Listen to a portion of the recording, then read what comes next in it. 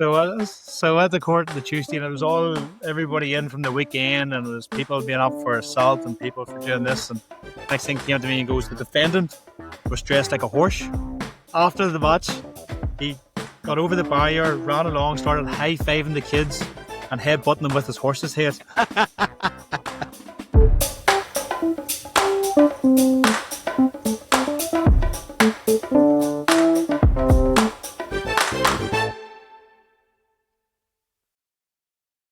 Welcome back to Sports Dentistry Podcast. So this is the week, Umar, this is the week. I'm in Washington, all set for the ASD conference. I haven't went AWOL yet, but I have been able to find an AirTag blocker just in case. just in case. I'm just glad that I've managed to catch you before it all begins, to be honest with you, so I can get a bit of time with you and just to know, and set the story straight and make sure I keep you on the straight and narrow for the next few days. Yeah, it's looking good. It's warm. It's over 30 degrees. It's like an oven. It's almost like, last night I arrived and it was dark, and it was like, when you open up the oven and you forget to stand back for a few seconds and that heat from the oven hits you in the face. That's what it's like. That's what it's like. Is it humid as well?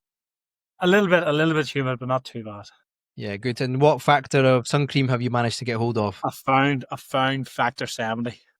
I was thinking, cycling around this morning, seeing the sights at about 9:30, I was thinking, this is not a good idea to get in and get some sun cream. And they have factor 70. I've never seen anything above 50, but a factor 70. And it's spray on as well, so it's really easy. So, my wife's actually one time when we were in Dubai, bought SPF 105. 105? Yeah. Yeah. Now you need that bad boy. That's what you need. Yeah. There must have been some sight for sore eyes to you on the bicycle with your vest on, and people must be like, "Whoa, that sun is blinding, shining off your skin." Definitely. You spot the Irishman a mile off, white skin and ginger hair. That's great. So tell us, what's the itinerary this week? Talk us through your week. The itinerary this week is we're going out for a meal, catching up. A lot of people are flying in today, catching up with different ones for a meal tonight. We have the committee board meeting tomorrow, and then the conference kicks off on the Thursday with the pre-conference courses. So you've got two of them. You've got the team dentist course, and then you've also got the bridging the gap course. So they're running at the same time. Then the conference kicks off Friday and Saturday conference. I'm finishing it off Saturday night. Emilio, who I've had on the podcast, has organised group tickets to go to the DC United game. So that'll be good on the Saturday night to go as a group and go see a little bit of sport at the end of the conference. Yeah, that's brilliant. That looks a really, really good lineup this week. It's amazing how fast time just goes, right? Because when we first started the podcast, we were talking about these conferences that were coming up, and you were going to the Baltics, you're going to the American one. Now we're here sitting right in the mixer, right in the middle of the summer. You're in Washington about to kick off your second Sports Dentistry conference with lots of exciting other conferences to come up this year too. So we're really looking forward to hearing all about it, and you'll be able to catch up with our last guest, Steve Mills, the release of his podcast, which again was very well received. I thought Steve spoke very, very well in terms of his experience so far and what he's been able to achieve and get out of sports dentistry, but also what he's still looking to achieve going forward as well, which is really important. Yeah, definitely. On Steve's birthday today. Regular group of Steve's birthday today. So happy birthday, Steve. So yeah, it'd be good to catch up with Steve in person. It's mad. I was just thinking that I'm going to see people that I haven't seen in a year, and it doesn't feel like that, isn't it? It's just the older you get, the years just fly in. It's absolutely crazy, but we better make the most of it. And, talking about conferences, we've got our own conference in September, and I've got some good news. Oh, talk to me.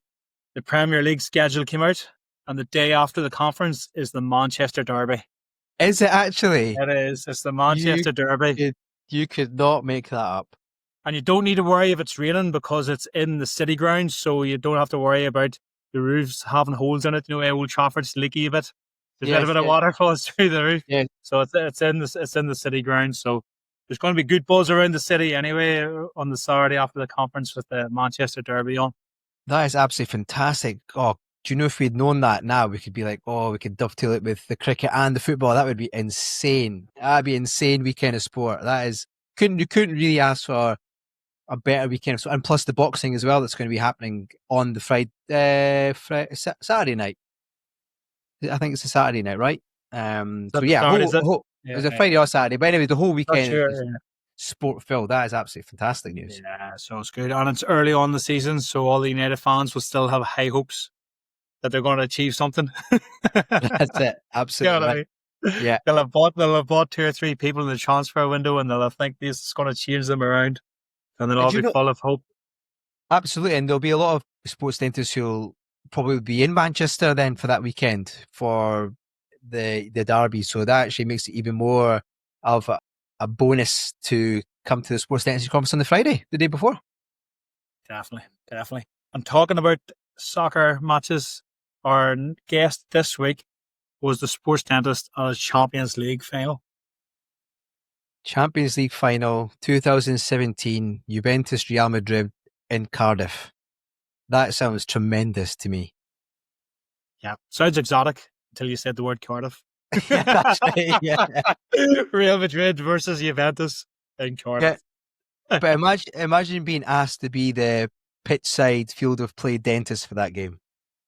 Yeah, amazing. And back then, Real Madrid had all the big hitters. They had Gareth Bale, Cristiano Ronaldo, Benzema, the BBC of the attack. Is that what they used to call them?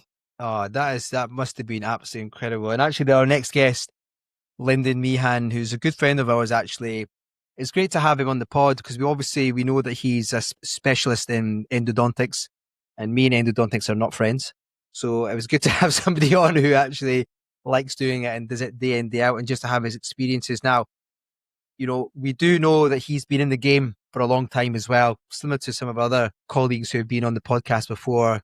Maybe Lyndon's a little bit younger, but he has been around for a long, long time and he's very well experienced. So it'd be great to kind of hear his side of the story and to see how he got into it and how he's managed to work at the Olympic Games in London 2012, how he's managed to screen the World Cup winning England cricket team, how he's managed to work field of play in Champions League finals. Like, how has he managed to actually infiltrate and get into that? Plus, he speaks very well. Yeah, it's great. He's got so ingrained into the rugby in Wales and the soccer in Wales. And it's quite interesting because he's actually an Irishman. He was born in Donegal. That's right. In Donegal. So, like, you'd almost expect, because Wales is almost a little bit like Ireland and Scotland, where it's very much community, and the Welsh are very proud of being Welsh. Like, it's interesting to see. Like, he might refer to himself as a kind of a Welsh guy these days, but it's interesting to see how somebody from the outside has been able to get so ingrained into Welsh soccer and the Welsh rugby. Yeah, probably have to put a little disclaimer out there that people may have to put the captions on when you and Lyndon are talking, just so they know what is being said. Now, that's coming from the horse's mouth, right? So Lyndon had told me, he was like, we were going to get him on, and he was like, you know what, you might have to get some subtitles. I goes, my friend, don't you worry, we'll get it all sorted for you. You just come on and we'll just have a chat amongst friends. Yeah, it's mad, because when I finished university, I went to university in Belfast, so I was still very much in that small sort of window. We used to travel home. We used to stay at home at the weekends, and you went to Belfast during the week and you're home the weekends. So you're still in that small community. But then after university, I went and did VT in Cumbria, and then I had to really slow down my accent. And I remember and then I worked outside Durham for a while, and I had to slow down my accent. I remember being very conscious about slowing down the accent. And I remember the dental nurse saying to me one time that she could understand me perfectly, but as soon as I was on a phone call to one of my friends at home, she didn't have a clue what I was saying. Because as soon as you start talking to someone from back home, you start to get back into your old ways, and the accent starts to get stronger, and you start speaking a lot quicker. And that may happen when me and Lyndon get together and start talking. I think Lyndon is quite unique in a way, how he's managed to really adapt and ingrain himself into the Welsh community and the Welsh sport, like you said. So for somebody who is from Ireland but now is working in Wales, does he now see himself as fully Welsh? It'll be interesting. We should ask him that question if we can. But yeah, with his experience and just the nice guy that he is and the stories that he has. It was only fair that we can get him on and to have a discussion about it, because there'll be somebody listening out there who'll be in probably a similar situation to him, and we can just hear his stories and see where that takes us. Yeah, it's going to be good. So let's go. Hey everyone, save the date. The UK Sports Dentistry Association's second conference is happening on Friday the 12th of September at the Voco Hotel in Manchester. And guess what? It's not just about teeth. We're combining cutting-edge sports dentistry talks with the thrill of live sport. Right after the conference, we're heading to Emirates Old Trafford for the England vs South Africa T20 International. Expect a day packed with expert speakers, athlete Q&A sessions, and plenty of time for networking with dentists, sports pros, and athletes alike. Whether you're in dentistry or passionate about sport, this is a day you won't want to miss. Tickets are live now at sportsdentistryuk.com. Grab yours and join us for an unforgettable day. So I'd like to welcome onto the podcast this week, Lyndon Meehan. Thanks for coming on, Lyndon. Thanks very much for inviting me, John Newmer. It's a pleasure, and great to see you so far. I've been listening with intent, and some great guests, and privileged to be asked to come on.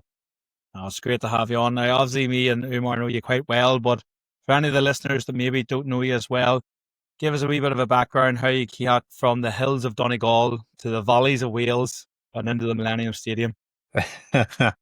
Well, as you said, John, I'm from a little town, Donegal town, about 2,500 people, northwest corner of Ireland. And my experience of international rugby was about a 8-hour round trip to Dublin to go and watch Ireland play. My dad used to take me.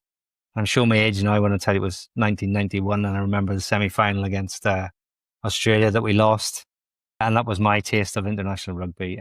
Played rugby at school, and then everybody thought I was mad because everybody used to go from university to Scotland, and I was the only one who went further south, went to Cardiff. And that was by pure chance, because we were actually on rugby tour with our school there, and I had a choice at the time of going to Manchester or going to Cardiff. And being from a wee town, Donegal, going to a big city like Manchester was like being pig in the city. It would have been too much for me at the time, and Cardiff was perfect for me. I actually ended up doing a degree in dental technology first of all, so I did 3 years in dental technology in Cardiff, and then stayed into dentistry afterwards, and did my VT in Cardiff and in the Rhondda Valleys, and that was an eye-opening experience. I was chucked in the deep end straight away, and that's a whole different story I could tell you a few things about. But actually, from a sports dentistry point of view, the practice was linked to Pontypridd Rugby Club. It's quite a famous rugby club in South Wales Valleys, and one of the principal dentists happened to be involved with the rugby club previously. One of the other associates, her husband was the doctor for the club, and they were looking for a dentist to come on board at the time, so they asked me to get involved, and that was my first taste of sports dentistry, effectively, is going to Pontypridd Rugby Club. I had a great time there. They had some good competitions at the time, British and Irish Cup, and I felt very much part of the medical team there. We'd travel on the team bus, we'd go to away fixtures, we went to Leinster away, Ulster away. They used to play in this British and Irish Cup. You go in the team when they're going to the Millennium Stadium at the time on match days for cup finals, so it was a fantastic experience and gave me a real good grounding, because you were told pretty quickly if you'd done something wrong or the players weren't happy about things. And from that, then really, I thought, well, I quite enjoy this, and I need to do something about this. And I happened to see the Eastman course in sports dentistry come on at the time. It was around sort of 2006, 2007-ish, with Barry Shear was the lead at the point in time. And I went and did that, and that kind of gave me, whetted my appetite for that. And I had a good couple of years with Pontypridd then going forward. After that, really, then I found the American one, the American course. And I think I heard you, John, on one of the other podcasts talking about going to Vegas. And I happened to get a study budget at the time, and I used my study budget to go to Las Vegas for the sports dentistry conference in the States. And that just blew my mind completely with regards to the level of what these dentists were operating at. It answered further questions for me that I felt I came away from the Eastman course and had a good grounding, but I had more questions than answers, and I had no one really to ask at that point in time of what do you do? When can a player go back to play? They want to play the next day. If you've taken a tooth out, should we be advising them? You start to panic about these things, and just general day-to-day care. I felt I wasn't experienced enough, and the one in the course in the States was really, really good. And I said, they did the team dentist course and then the conference then. So that really just blew my mind. I thought, God, this is really interesting. I want to get involved in this. I want to do this. Going forward from there, really it was then mixing practice, life, and again, trying to do day-to-day practice and NHS dentistry, but then have this little bit of a hobby on the side of doing sports dentistry. And I tried to look for competitions or things that I might get involved with. And I end up just trawling the internet and trawling UK sport and looking for competitions and positions and things that might be looking for a dentist. And obviously no one was looking for a dentist. But I ended up finding a UK Schools Games, which was actually going to be in Wales in 2006, 2007. And that was organised by the Youth Trust Sport England. And that was a multi-sports game. So it was 10 different sports. And I had about 1,500 athletes in that. And they were school-based athletes. And it was going to be in across 3 areas, Cardiff, Swansea and Newport in 2006. So I just took the off chance of emailing the CMO for it. And I said, look, do you need a dentist? I'm really, really keen. I want to get involved. And he said, actually, we do need a dentist because last year someone dived in the wrong end of the pool and face planted in the shallow end. And we didn't know what to do with these teeth. And I said, well, I'll come on board, but I ain't diving in any swimming pools. I ain't rescuing any teeth out of swimming pools, but I'll come on board and we'll get involved and we'll go from there. And that was amazing because, again, that gave me a little bit of an in. And on the medical team, they had about 30 physios and sports medics effectively, but they were all registrars or they were in training or people who were kind of working their way up the ladder with junior clubs and trying to get involved in professional sports. So that kind of opened the network a little bit more with things with regards to sports. And I was able to use those contacts then going forward as they progressed into professional sport going forward. And from there then, really, I was working in Cardiff Dental School at the time and I got asked to do Cardiff City. And someone asked me would I want to do Cardiff City, and I said, well, yeah, why not? So around the same time, the sports medicine network in South Wales is quite small. So there was a lot of the orthopedic surgeons, spinals, sports medics who were involved from early days in Pontypridd across to Welsh Rugby Union, across to Cardiff City. So I kind of had a little bit of references from all them. And at least when I walked in on a match day, I knew people, I knew faces, and I didn't feel out of place. But really then from those early days and sort of the grounding at Pontypridd stood me in good stead going forward and get involved in these other roles then. And that led on to then sort of Welsh Rugby Union. And there was a dentist, Chris Lewis, he'd been there for 30 odd years with Wales. And he kind of took me under his wing on match days, involved pitchside medical care, treating players. And ironically, Umar and I, we were just chatting before, John. It's quite disappointing. Sometimes we feel very frustrated that Chris is having the same issues 30 odd years ago that we're still facing now with regards to poor oral health, poor attendance, maybe not wearing mouth guards, maybe the lack of screening or just the apathy for uptake of sports dentistry or dentistry. And hopefully with the new association, we can change that going forward. But it's quite interesting, isn't it, that someone 30 years ago was having the same issues we're having today. And Umar and I were discussing, well, why is that? Why can't we change that? And what do we do to change that going forward and trying to do something different? So that's really where it started for me. And then things kind of snowballed from there. Again, you just kind of get to meet, on match days, you get to meet people from other teams and you get to meet medics and they're like, oh, actually, we're interested in screening or we're interested in someone to come and give a talk about trauma because we don't know what to do. And that then kind of led me into different sports around the country, being involved with England cricket. And then setting up some screening programs with Southampton Football Club, West Ham, Norwich, in professional football. Also at the time with Cardiff City, when I came there initially, it was quite funny. Professor Ed Noakes, who's still the club doctor there, took me under his wing and he sat me down and he said, right, I'm just going to make this clear. You're not going to earn any money from this. You're not a big time Charlie. And, we'll take you on trial for 6 months. And if you like us and we like you, then it might work out and we'll go from there. And I said to him recently, I think I'm still on trial for those 6 months. About 50 years later, I still think he's trying to make a judgment on me. But initially it was a lot of firefighting. It was a lot of phone calls on a Friday night. This player's got a facial swelling. We're in Newcastle. We got a game tomorrow. What can you do for us? It's like, not very much. I've had scenarios where players are going for ACL repairs and they've blown a dental abscess or they've got pericoronitis, they've got lymphadenopathy, they've got trismus, and they're having to cancel their ops for their ACL repairs because they've got dental abscesses. The players were coming to me the day before, right, I need you to sort this out because they need to get the ACL repair done. I was like, well, you can't have a GA, you can't have this done. So I think that made people sit up and take notice a little bit at the time because of the seriousness of the issues. And these are all preventable things, as we know. And again, I don't know what you guys feel when, you've had an athlete that you've treated and they're carrying a dental issue, or that, oh God, that tooth is really precarious. And if they have a whack on that, that's gone. And you're watching the game on live sport and you're hoping and praying they don't get an elbow or a whack on it because that tooth's shot if someone has an impact on it. And you kind of watch, I don't know about you, but you kind of watch the game differently now, knowing those things in mind.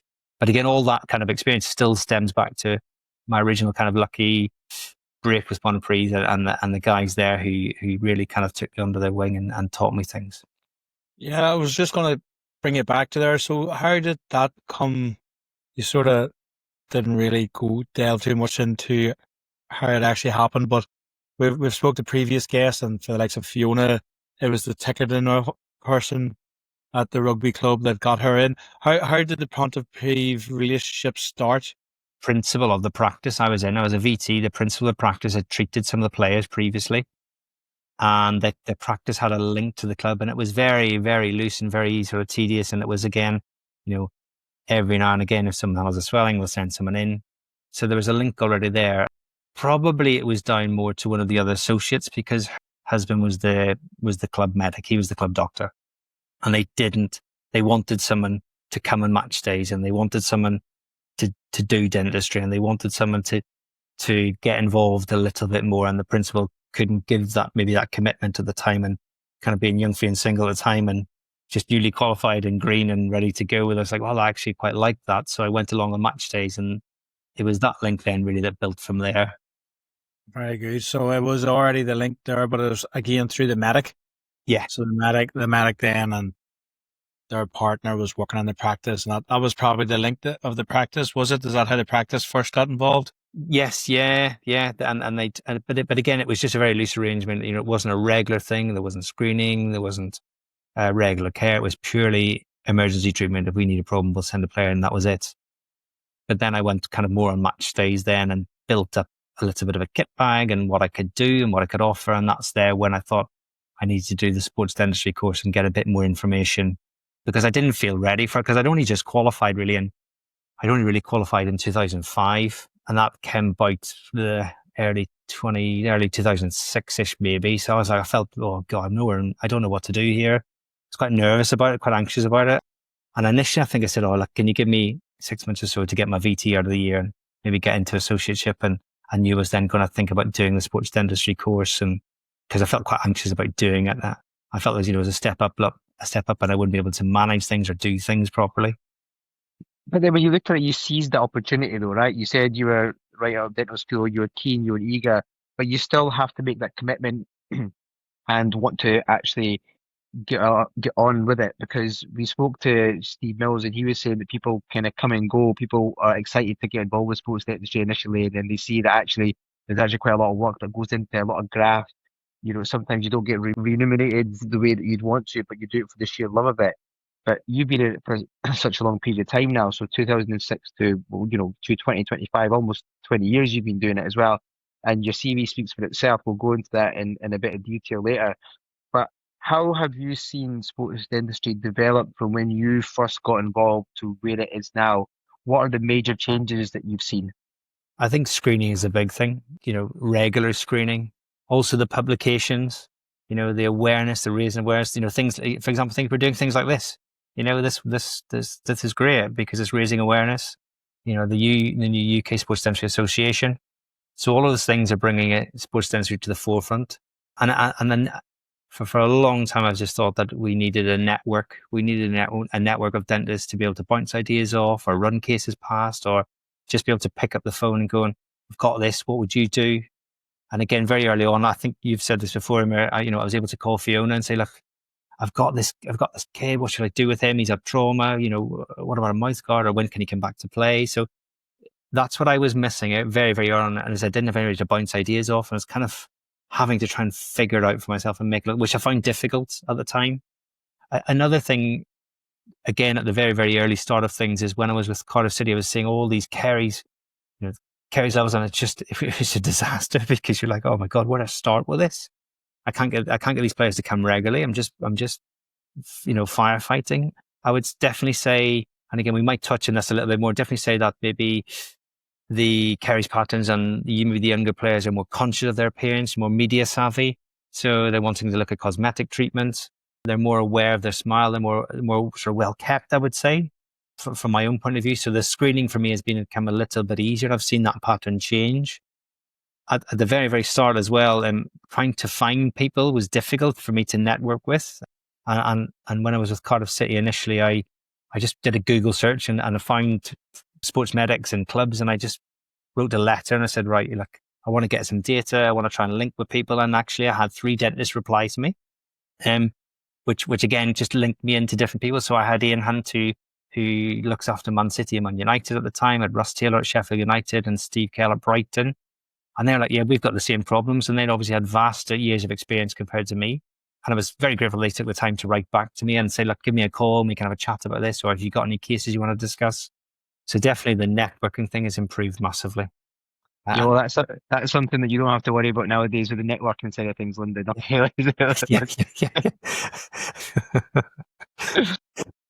But you're right, though. You're right, because it does. I think now we're in a position where, because we do have WhatsApp or social media, you can connect with like-minded dentists and sports dentists. It's very quick now just to send a message. Whereas back then, like you were saying, it was very difficult. You almost felt like you're on your own. But once you start reaching out, and then people say, "Well, actually, I'm in the same sort of situation, and I am in the same place," then you can bounce ideas off, and you start to feel a bit more comfortable to be able to then treat a wider variety of athletes and situations as well. And I think you're quite unique in your situation in terms of, obviously, your specialty is endo, and we'll get into that when it comes to trauma side of things as well. What made you push your training into doing endo specialty then? Probably very similar to the reasons I've just said about the sports dentistry side of things. Again, I was just seeing a lot of players with high caries rates. And at the time I was, I didn't want to do NHS dentistry and just drill and fill for the next 40 years, whatever. I wanted to do something different. So I kind of had about 6-7 years of doing an associate job after VT. And then I mixed a hospital restorative job where I did a little bit more complex care and some endo, and still had to do the day-to-day general practice. But then I was getting all these players coming into practice that needed endodontic treatment, and I just didn't feel comfortable with it. And I kind of thought, well, God, these are high-end players, and we need to make sure this is absolutely bang on, this is right. I almost felt I was kind of shying away, and I was referring a lot of stuff to a colleague who I knew was a specialist, because I knew that they could deal with it and they had a scope and they probably had better outcomes and stuff. But then I kind of thought, well, if I want to do sports dentistry and I want to deal with trauma, I need to be able to do that type of treatment. There's no point in me referring these patients out. I need to be able to be comfortable in doing that. So the hospital job I was doing at the time then kind of turned into doing more endo, which led on to an MSc in endo. And then from there, I just really enjoyed the trauma side of things. And I ended up going to work with Serpil for 2 years in Kings. And I used to get 5 o'clock train on a Friday morning, commute to London, do my day, and then get a 7 o'clock train back Friday evening. I had 2 years of that, but that then opened my eyes even more, because it was a bigger hospital at King's, a bigger department. There were so many people who were all striving towards doing the same thing. There's a little bit of competition with regards to cases and portfolios and logbooks, and that really drove me on to think, God, I need to up my game here. If I want to get on the specialist, I need to up my game. And that drove me on to think, well, I was then teaching at the time. I was teaching trauma and endo to an MCLIN Dent course, and they wanted someone on the specialist list. So that kind of said, well, I need to really get a logbook here, and I really need to sort myself out and get on the endo specialist list and just tick the box effectively. And I ended up doing that a little bit in an unusual way, rather than going into a 3-year full-time training pathway. I just couldn't afford to do that at that point in time and take that hit of not being in work. So I kind of did that by equivalency, where I had to do a logbook, a portfolio of about 150 odd cases, and then kind of demonstrate I'd had the equivalent training, education, expertise, mentoring as someone who was in a 3-year full-time pathway, and kind of clock up the hours that then I could sit the Royal College exam to get into the entrance exam for doing endo. And I had 2 lovely days in Edinburgh, being vivoed and written exams, and then finally got over the line eventually with the GDC, the specialist list. But again, it was probably the sports dentistry side of things, because I was just sending a lot of endo away because I wasn't comfortable with it. I wasn't comfortable with the trauma. And I kind of was always didn't want to mess it up perfectly because of what was probably on the line with these sports people. I felt that my probably outcomes weren't good enough, or I couldn't manage these cases. So that I kind of had a bit of a change of mindset, and I thought, well, if I want to do sports dentistry, I really need to sort this out and become comfortable with it. I'm not saying everybody needs to do that, but maybe just do a little bit of extra training, or if you have any opportunities to do clinical attachments and practices or hospitals, just to gain more experience, and it's certainly valuable. Yeah, that's a massive commitment. Just going back to this trip to London, so I thought my commute was bad, getting up at 6 a.m., but you were getting on the train at 5 a.m. Yeah, And first then train in the morning. And there was a couple it, John, there was a couple of times I was sat there, and Friday morning, Wales were playing France that Friday night, and there were people on the train boozing at 5 a.m. on the way to Paris. And I was like, what am I doing? Why am I going to work? And well, people are boozing well, on the train. I was actually going to say on the way home, because if you leave London at 7, what time do you get into Cardiff? About 9:30. 9:30, bang on Friday night, bang on that street. What's that street in Cardiff? And It's amazing. everybody's going Yeah, it's straight There's out of the train station, straight into mayhem there was a on a funny story. Friday night. There was a funny story, John. I think it was 2015 World Cup. Ireland were playing Canada and it was this Saturday. The train was on the Friday night. The train was full of Irish people, literally like nose to nose, couldn't move. Train broke down in Cheltenham. Said, right, train, the track ahead's broken, can't go any further. Irish guys were out of beer, so they came to the buffet car where we always stood. And one guy just bought the whole whatever. He goes, whatever booze you've left, I'll buy the lot. He had his bag and he put his arm behind the bar and cleared the lot out. People were trying to get deliveries of Uber and everything to the train of booze. These Irish fans, and the atmosphere was really good, but it was hilarious. Like I could tell you a few stories about there was a 7 p.m. train back from Paddington because it was the first off-peak cheapest ticket, so everybody waited to 7 o'clock. Yeah. To get back. Oh, But I used to meet the same people every Friday, and we used to just stand on the buffet car and chat. There's no point in trying to get a seat. That was probably their weekly commute, was it? Where they maybe went down to London on the Monday and back on the Friday, where you went that day. Yeah, there's a guy who's a plumber, and he'd been doing it 30 years. He used to go up on a Sunday night, work all week, and come back on the Friday night. And the people from a lot of people commuting from Bristol on a daily basis as well. Yeah. But I did my 2 years, and I loved my time in the Kings, and I know you've had Sarah on. She again is unbelievable help to me with my career and specialism, and trying to push me forward, and really, really helpful. And I learned so much in that time at Kings because you're seeing trauma fresh off the street, and you have to deal with it there and then. And again, it was almost like getting, like I said before, almost getting Vivid every Friday by Sarah. But she was very, very good and very generous with her time, and I learned so much from her. And then obviously she asked me to be involved with Dental Trauma UK, which was starting up at the time, and to look at kind of the sports side of things and trying to get some education from a sports side, a pitch side guide for regards to management of trauma for the sports teams, and how we might even look at trying to get a Hank Spelt and Salt solution in clubs and schools and teams and stuff like that. So again, Circle's been a very, very great help to me, and still is at the moment. I'm able to very lucky to be able to pick up the phone and pick her brains about stuff going forward as well.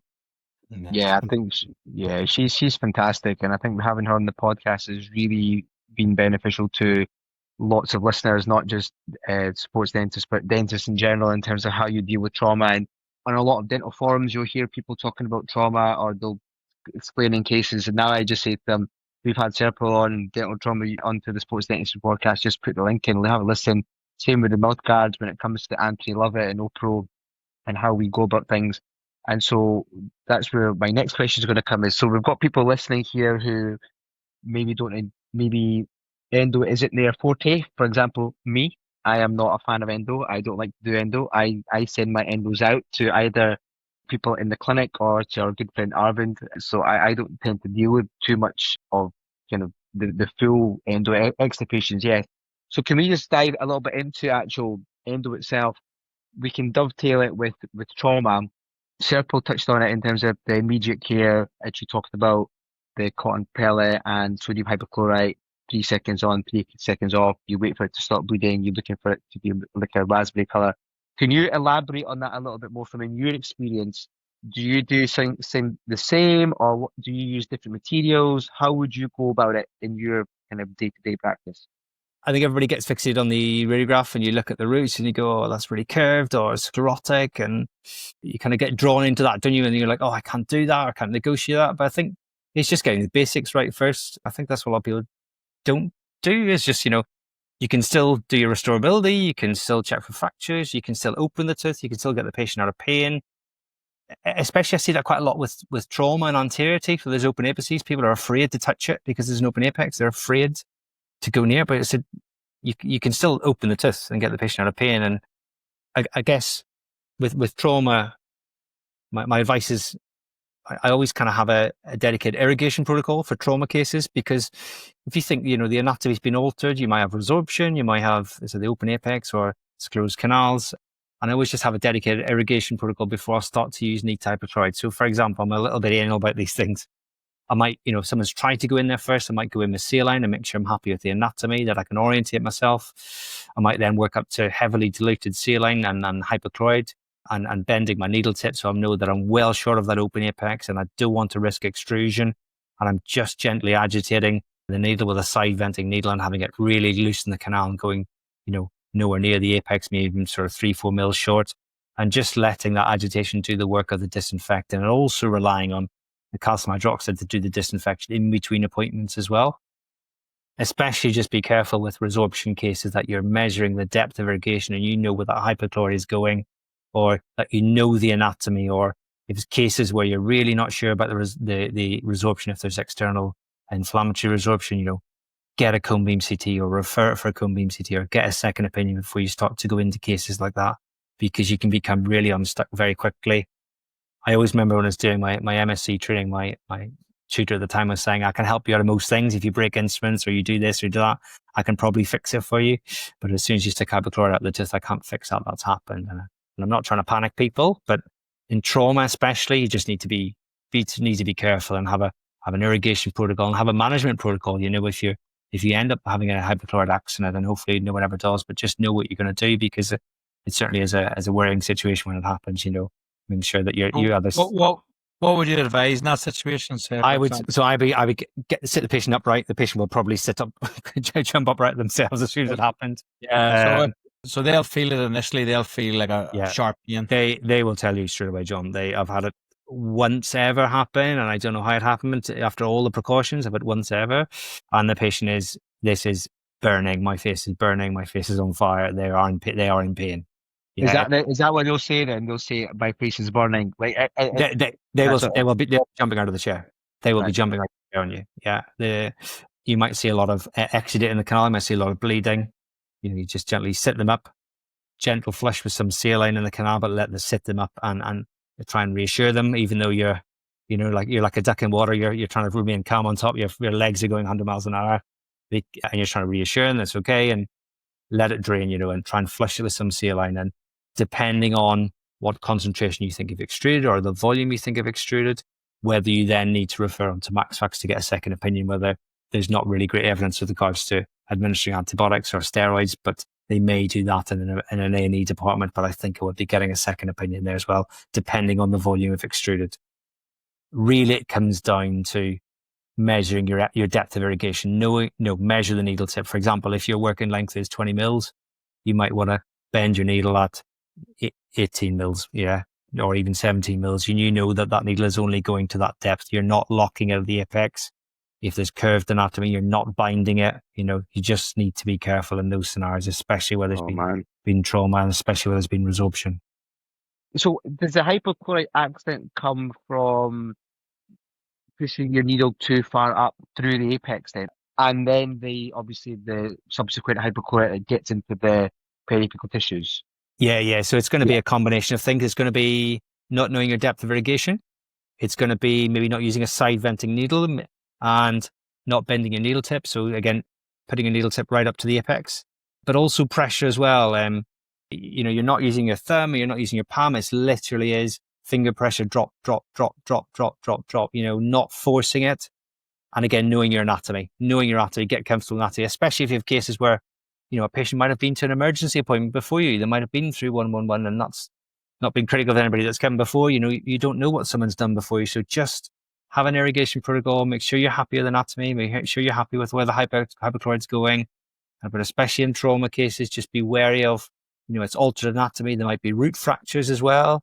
There might be multiple root fractures. So in those cases, is it worth just getting a cone beam, knowing the anatomy before you start to put hypochlorite in there and before you start to manage things? Because again, it can be so easy to extrude hypochlorite, and then you've got a problem that you don't need really, or stress that you don't need as well. So it's just being careful and being cautious. And I said, it's not trying to panic or worry, but just have a protocol and stick to your protocol that you know you're happy using hypochlorite.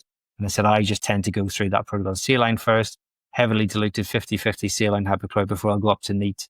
And I'm comfortable. I'm also comfortable that the patient can tolerate rubber dam. They can tolerate the process, can tolerate a long, lengthy treatment. You don't want someone jumping around or moving when you're trying to visualize as well, especially if you haven't got loops or magnification. Again, that's going to increase the risk of an hypochlorite incident as well as, okay. And then when you've got a tooth that is an open apex or it has some sort of resorption and you've done all the cleaning, you're quite happy, how are you then restoring that apical section? So obviously historically years ago, that would have been calcium hydroxide over multiple appointments trying to get a calcific barrier. And the downside was that was weakening the internal root structure with leaving the calcium hydroxide in there for long periods of time. It was multiple appointments. It was in and out of the tooth, multiple visits for the patient. You're now going to MTA. MTA is probably is the gold standard for things. We're getting an apical plug on there. My kind of rule of thumb for me, and what I'm comfortable with, is kind of anything over a size 50 apex, I'm probably going to MTA. Or if I've got a case where, you see quite a lot of cases where they've had trauma, they've had historical trauma, and they've got a big lesion that's spanning over 2-3 teeth, and there's potentially surgery planned, or you're not sure if this lesion's going to resolve. Potentially then I'm putting MTA plugs in those, because if you're going to go to surgery after that, then your apical part is done, your apical plug is already done. You don't have to worry about that side of things. It's done already. But that's probably my rule of thumb is if it's 50 and above, I'm probably going to try and get some MTA done there.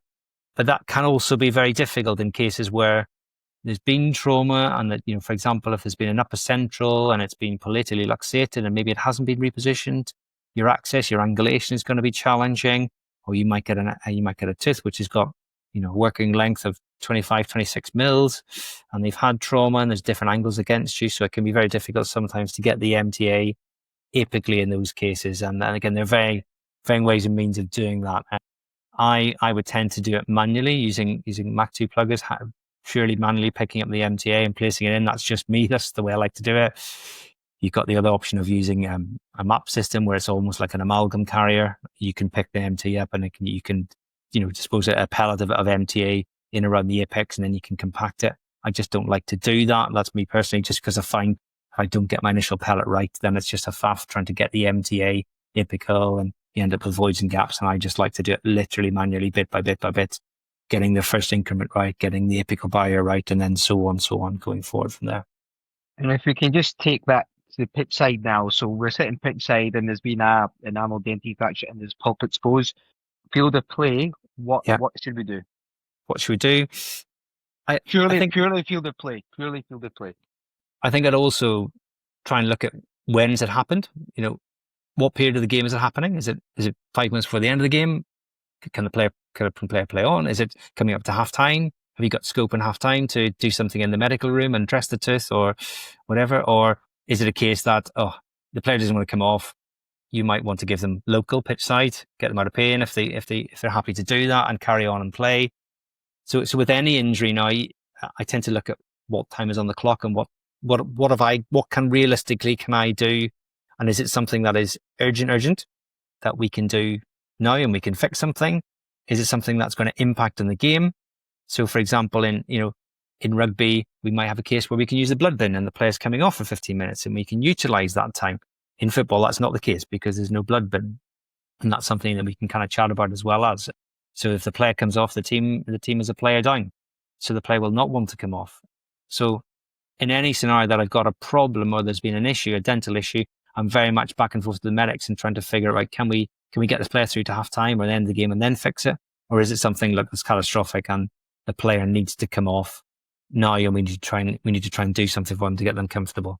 Okay, well let's talk about the rugby. And you've got the blood time, because in football if they're off, right? Because they're going to be subbed off, they can't come back. And then you've got all the time in the world. But let's talk about rugby, for example. You have that time. what's your steps? My steps for an endodontist. So again, with the kit that I've got there, I'm able to put some calcium hydroxide to cover the pulp. I've got some light cure glass ionomer. I've got amalgamator there with me. So I can ready mix, just get a covering over there and make sure that the mouth guard fits and get them back on the field to play as if I can. And that's really what I would do. From there, then we're, again, if I need to reassess them at half time or reassess them at the end of the game, see what the dressing's doing. And then really if I can take them to the practice and manage them in the practice, I will do. Or if it's something I can wait to the next day, we'll manage it like that accordingly. Okay.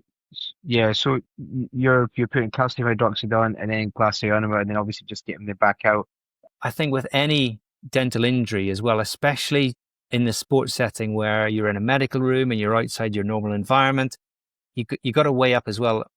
Are we doing the best for our player here? Are we in the right environment to be doing the best treatment? And if we think that actually I need to take this person to the surgery and I haven't got the right equipment and I haven't got the right time and I'm not providing the best treatment in the patient's best interest here, then it's best off not to do that and try and temporize and get them back into a proper clinical setting, because it can all just feel very rushed sometimes. That you're under pressure, people are shouting you to get the player back on again or whatever, and it can all feel very rushed and you can get almost forced into doing something that you might not want to do.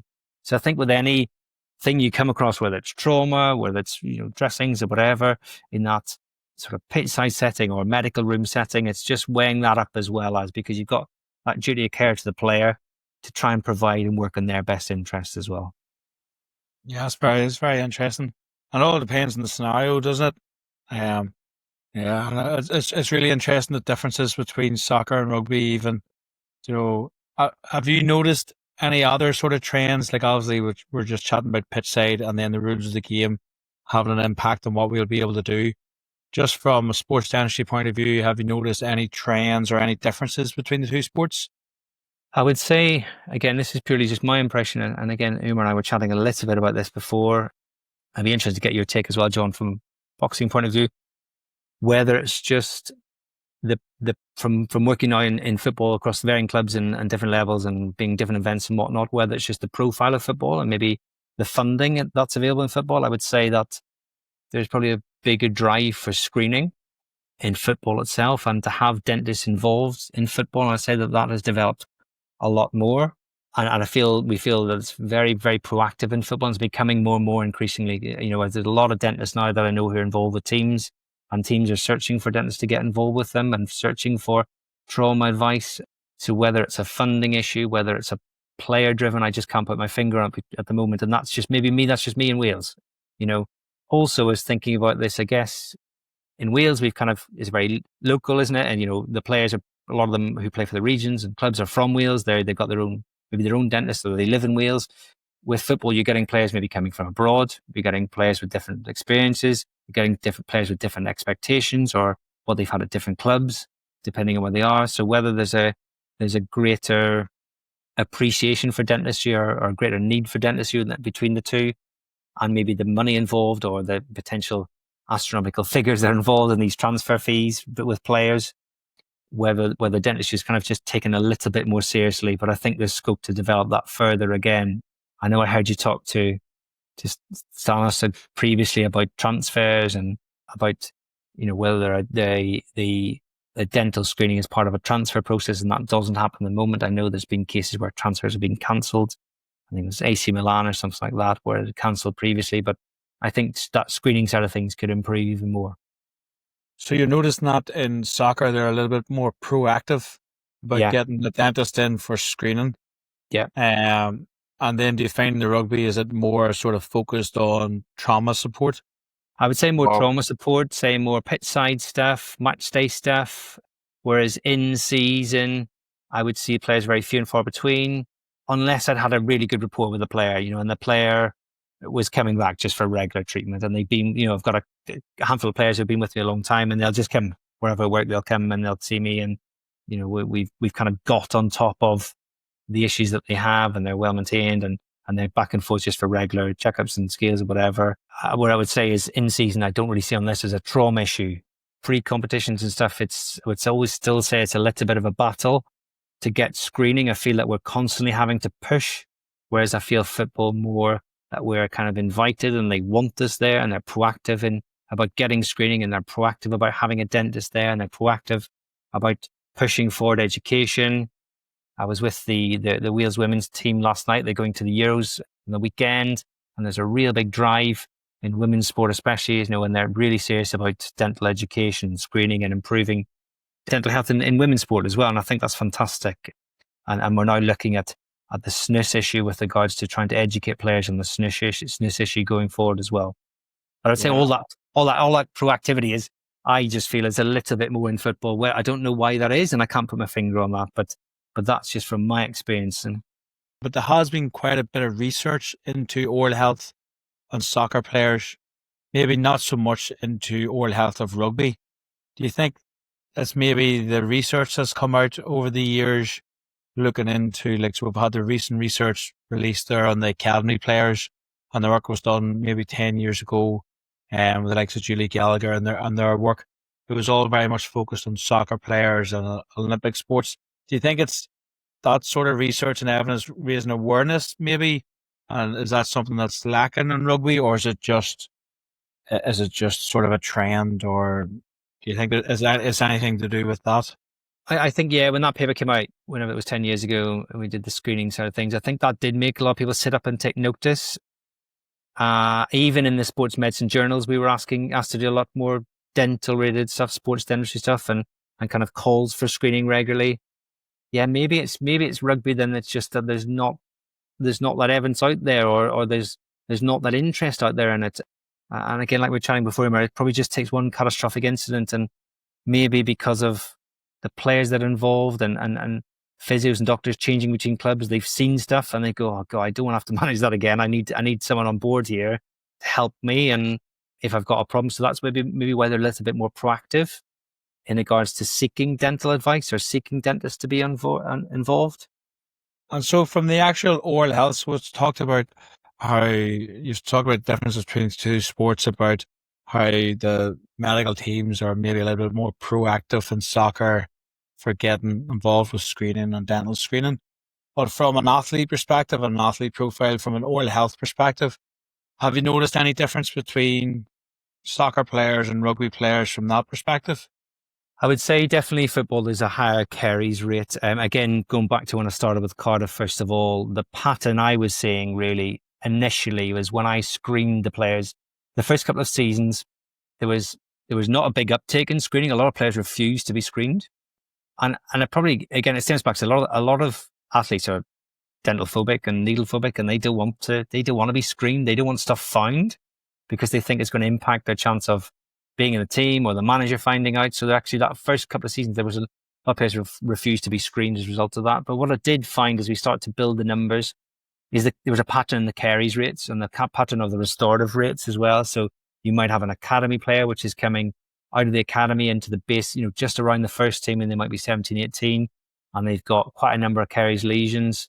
Then you might get someone who's kind of early 20s, and all of a sudden the caries is going through the roof. You might get someone then into their mid 20s. You start to have a bit of work done. They maybe had some teeth out. They've had some endos done. You're then seeing some of the older pros, whether you're maybe into your late 20s, maybe early mid 30s, and they've had a hell of a lot of restorative work. They've had multiple molar endos. They've had multiple crown and bridge work. They've had dental implants, and all of a sudden that player's coming out at the end of their career, having had a hell of a lot of dental treatment at a very young age.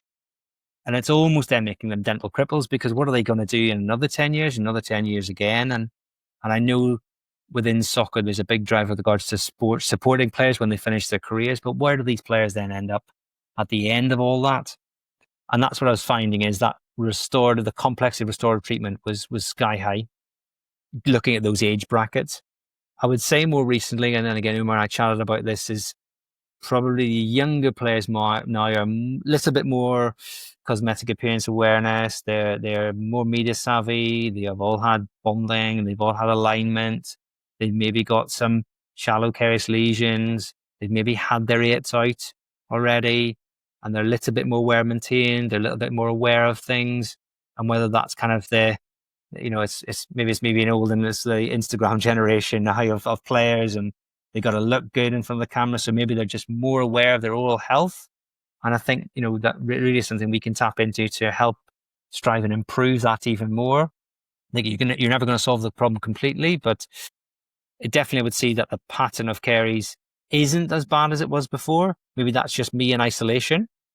It also probably goes down to the athlete themselves, the athlete, and whether they're how serious they take their health and their well-being.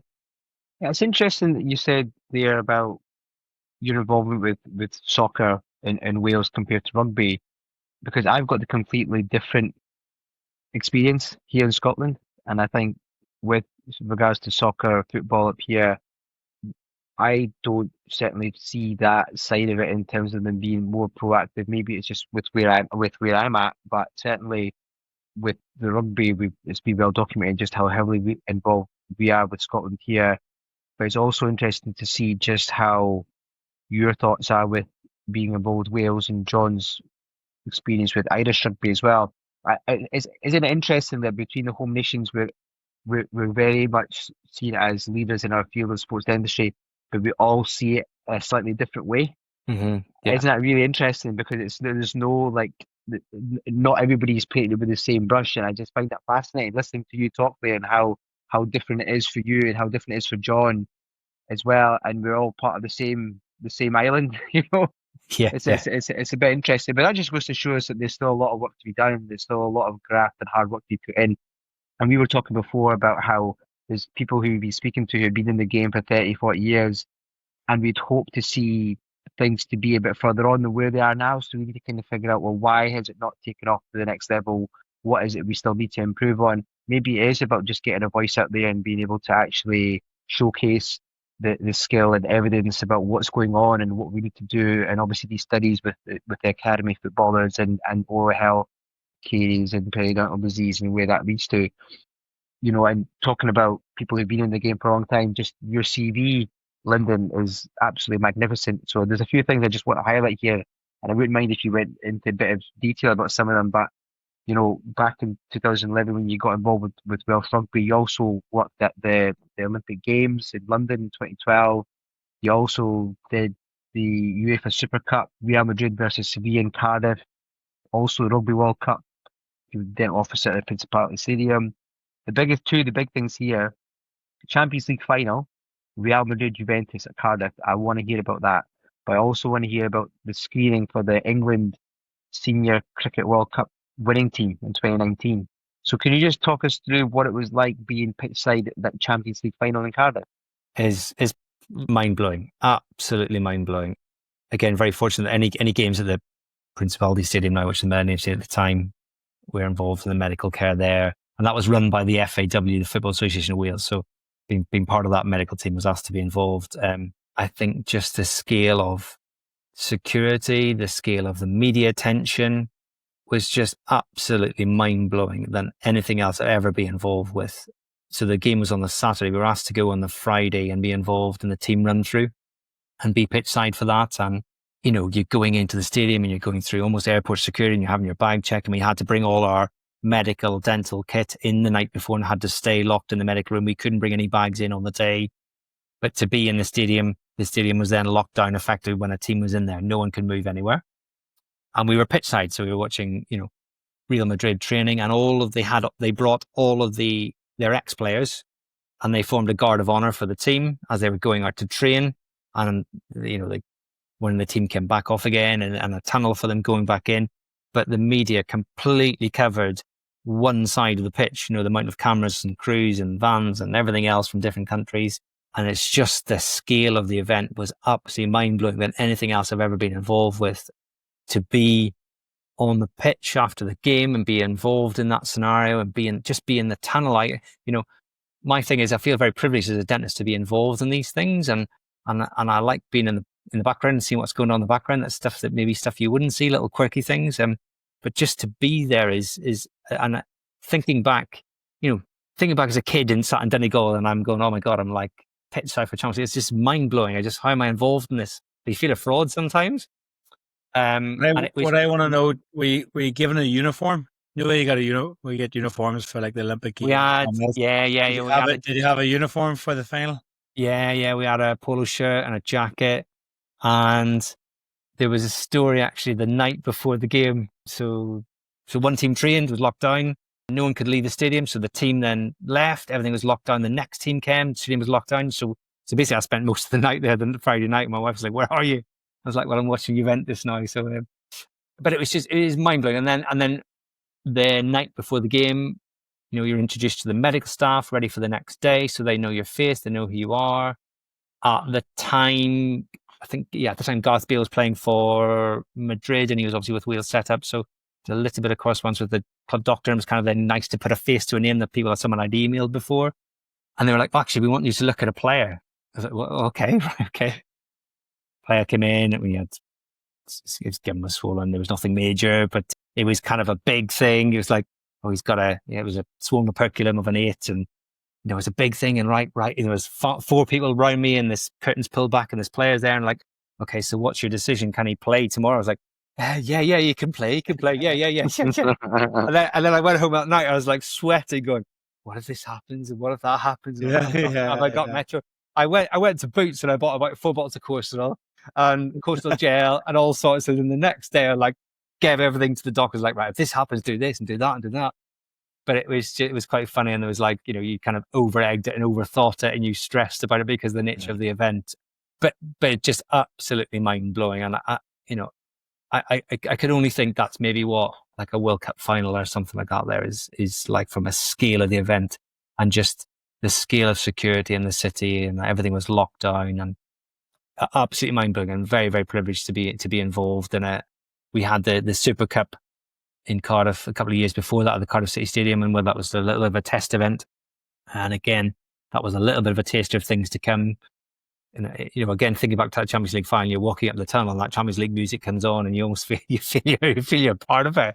You feel you're there, part of it, and the anthem comes on, and Juventus brought their own announcer. So the Italian announcer would announce the team, and he'd say the player's first name, and he'd go silent, and the crowd would say the second name, and just chant the second name. And he did that as he announced it, and just the atmosphere was unreal.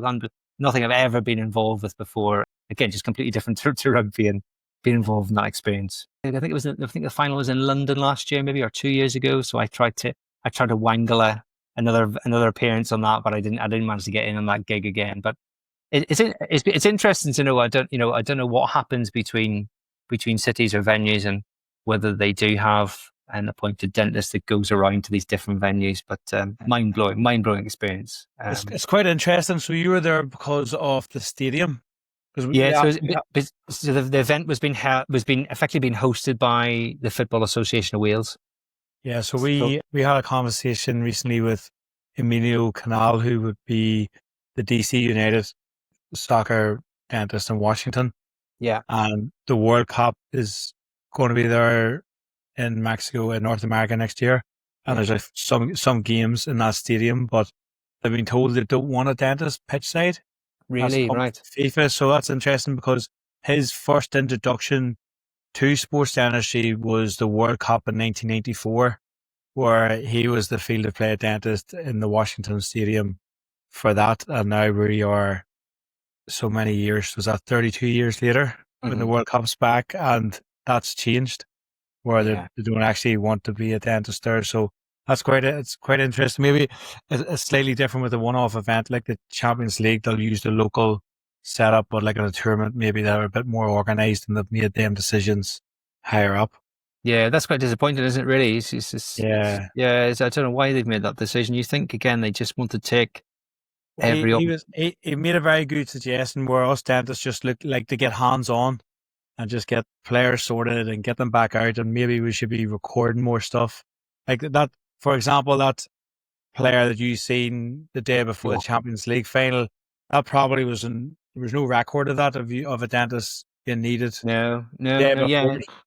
So then for planning the next one, that would have been helpful to say, well, actually, it was useful having a dentist there because there was a player that needed that support, but then that's probably lost. Yeah. And maybe that's up to us to try to highlight these more to the governing bodies about the need for someone to be there. And maybe that's something us as an association, maybe there's a way we can do that. It's just quite interesting. It's disappointing that that's Emilio's experience from his first introduction was providing support in 1984. and the next time the World Cup rolls around, he's been told there's no need for a dentist to be doing the same roles. So it's quite interesting, isn't it? Yeah, it is. And it's almost, there's probably a study there, isn't it, that you kind of trolled dentists who are involved with teams, and you say, well, can you record the number of incidents you're seeing in a year, and you get some data that way, or maybe you record the data at sports events, because Wales will be hosting is it 2027 or 2028, the Euros are going to come, is it 27, 28, I can't remember, Wales are going to host some games for that as well, so they're prepping for that and already. And again, they're proactive in having dental involvement. That's good.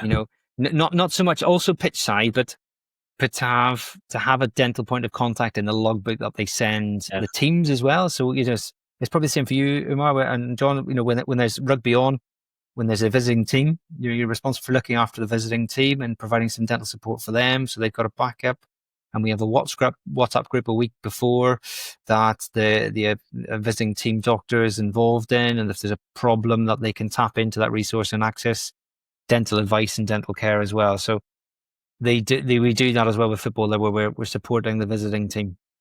Yeah, that's interesting. And then you may as well answer that cricket question, because Umar had to get a cricket question. I just want to highlight for our listeners, we are doing this in video, but Umar has got a Springbok t-shirt on. Yeah. So he's nailed down who he's supporting in Manchester on Friday the 12th of September. Umar's already nailing down who he's supporting that evening. Absolutely. I'll be South African fan that night, definitely, that's for sure. Yeah, that came around by pure chance, really. Again, it was probably just through links of being involved with sports medics back to the UK sports games.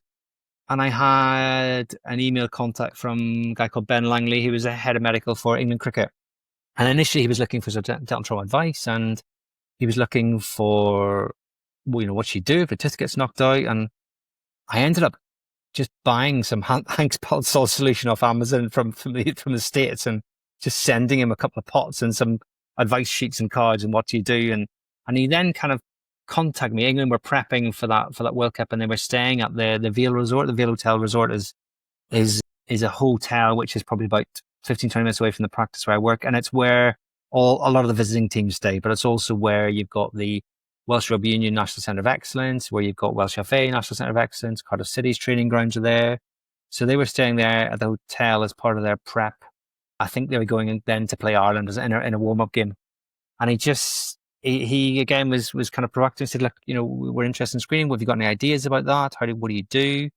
So I went along for a Sunday afternoon and just spent the Sunday afternoon with them in the hotel, and really, really good guys, really nice bunch of guys, really kind of laid back and easygoing. I'm going to hold my hand up. I'm not a cricket fan.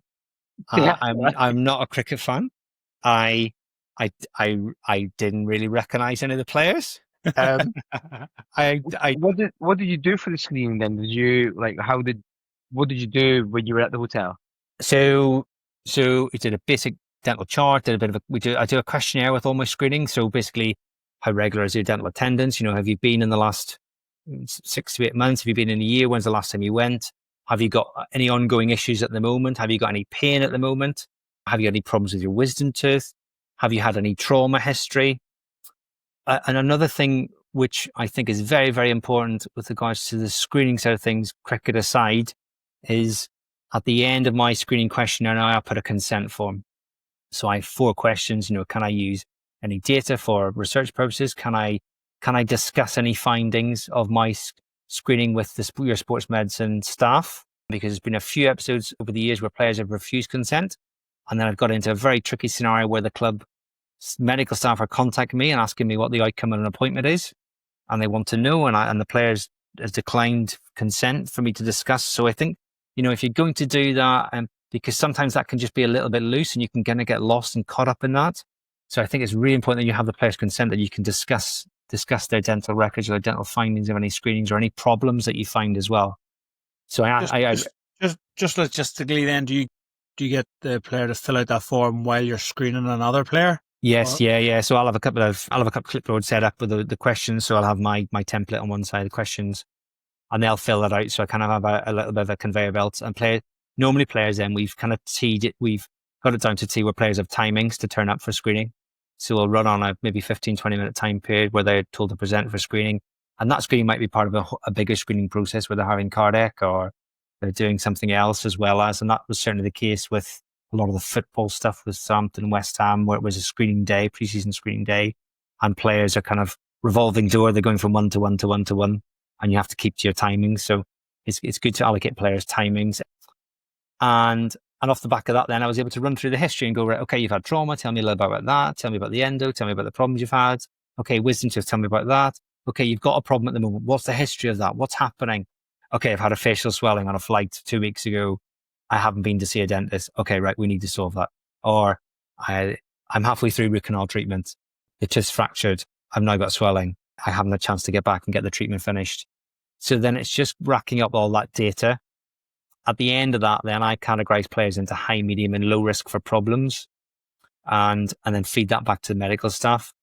And then basically the clinical screen is just doing the chart, looking at the number of active caries lesions, maybe making a little bit of note about the wisdom teeth, whether they're erupted, what the status of the operculum is.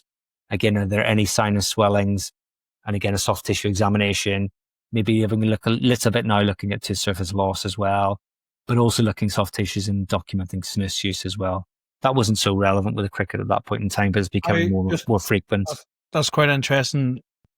Snus, apart from doing a little bit of personal research, snus, I haven't had a lot of experience on it. So what are you noticing? So if you're documenting changes to the soft tissues due to snus use, what are you seeing? I am seeing leukoplakic lesions. I am seeing like linear rippled mucosa. Anywhere in specific? Is it like on the upper molars, or is there? No. So a lot of players will put it in the sulcus of, say, for example, upper right 1, 2, 3. Yeah, they put it in the sulcus up there. And if you have a player now, next time you see a player, really retract their lip, really look up in the sulcus, and you can spot straight away now they're using snus. Yeah, and they'll tell you they're not, but you can spot it, and you can tell them, I know you're using snus because I can see the changes now. So you see you see a rippling in the mucosa, linear white lines. You see a little bit of a leukoplakic lesion. If they've put it over the canine, you might see some recession of that gingiva. You might see some staining around the canine region. You might see some notching as well, depending on the abrasivity of the product they're using. And some players are complaining of burning and ulceration. And quite ridiculously, what they do is, I find the trend now is they might start on the right, and when that starts to become uncomfortable, they stop doing it on the right and they'll switch it to the left. But when that starts to be comfortable, they might switch to the lower, and then they just do a never-ending cycle. I've had a couple of players who use 2 at a time, right and left, or I've had a couple of players who use 4 at a time. So 2 top, 2 bottom. And have you had a conversation with them the way they use it or anything like that? Yeah. A lot of people say, oh, it chills me out and it just relaxes me. A lot of people say it's just habit. I don't get it. A lot of players said it makes me feel sick. I tried it. I went out with friends. I tried it, and people were passing it around. It made me vomit. It made me feel sick. It made me feel dizzy. It made me feel shaky. Is that John you're talking about? Yeah, that's how I felt. I was gonna try it, and then well, maybe not. But it's more my worry is what we don't know is long term. Yeah. What's the problem long term? Like, we have a system. We did a little bit of work with the undergrads in Cardiff recently. We did a systematic review of the literature, and unfortunately, it's come back is that there's no evidence or links to any oral carcinomas long term. But the problem is we're only going off the historical literature, and the products are changing so fast, and the strength of the nicotine is changing so fast. Is you've got nothing to compare to. A lot of those studies are very biased as well. So that's the problem I've got long term is, yeah, I can tell players stop doing it, but they ain't going to do it. Or I can tell players, look, I want to send you for a biopsy. I'm not happy with this. And they're not going to, I've had a couple just didn't show. Yeah. Didn't show. They're not interested. Yeah. But my worry is long term, what is the risk long term? And is it just going to take one case where it's going to be tipping point that all of a sudden, it's like House of Cards, everything's going to come falling down and it's going to come back on us again. So I am warning players now, I've documented it. I want to photograph it. I want to try and get some changes and see what's changing. I have noticed that if players stop using it, there is a little bit of a regression as well. I've had some players that have actually stopped using it and the lesions have regressed. From speaking to an oral med colleague recently on it, she said the way to imagine is if you have a line And that line, one end of the line is early change and the other line is carcinoma. And it's trying to say to the player or the patient, where are you on this line? Are you at the top end? Are you near carcinoma end where we need to panic and do something with this? Or are you at the bottom end? And can we get you down towards the bottom end? Can we get you to stop? But the problem is we just don't know, do we? We don't have enough evidence. We don't know. There's so many products. There's so many different strengths. We don't know long term what the implications are going to be. But to me, if you're getting those color change, and it's almost just like a chemical burn on the gingiva, isn't it? And the soft tissues. If you're getting that color change and people complaining of burning and ulceration, then sure, that's not good. That's not good long term. But it's becoming also, I don't know if you see this, it's becoming more and more frequent in rugby as well. I'm seeing a lot. You see a lot in football, a lot of Scandinavian players, a lot of Eastern European players. We had a big problem in the academy with it. The doctors now banned it at the training ground. What they're finding is players are buying it offline from wherever they're buying it, and they're dealing it between their friends. But now I'm seeing more and more rugby players using it. I'm seeing more and more women using it. When are they using it? They're using it. They're obviously not using it while they're training or performing. Well, you'd be surprised. You'd be surprised, John. We've had 1 or 2 players have used it during games. And do they find it helps them during a game? Yeah. Well, that's few and far between now. But I've had 1 or 2 players using the game, and the club doc went absolutely nuts with them. If you get a head impact and this is an airway risk, I'm not dealing with that. So that's few and far between. A lot of players might use it on the bench. A lot of players might, when they come off, they'll go straight down the tunnel. They go in the change room. They'll pop snooze in. They might use it when they're traveling, and I think a lot of it is habit, isn't it? Really, or it's quite prevalent in the media, isn't it? Really, at the moment, that sort of this is the new thing to do and use. It's interesting, and players seem to use it just to relax themselves. Is it just a Yeah, and I think probably this is if we sit with a different hat on and we look from the UK Sports Dentistry Association, it's probably something that we need to come up with a consensus statement here, and what is our view on this, and what can we do to help practitioners or advise athletes or advise sports medicine staff on the risks involved, because they don't really know. They're kind of a little bit oblivious to it. Yeah, it's interesting. It's definitely an area that needs some focus and, as you said, possibly some research. But then it's when you're doing the research, how, as you said, the players aren't interested. Are they really going to be honest? It's going to be hard. Where you might get around this is, I think from my own point of view, looking at expanding the screening side of things and trying to change screening over time, you're probably looking more. I know you guys maybe scan, I think was screening, or I heard you chatting about that before. I think documenting with photographs, where you're taking soft tissue photographs on screening. And I think that there's probably some form of research to be done there, looking at that line I explained. And if you had different clinical images of SNUS users, right, this player's been using it for 2 or 3 years, this player's been using it, and where are they on the line with regards to the clinical image and what the presentation is.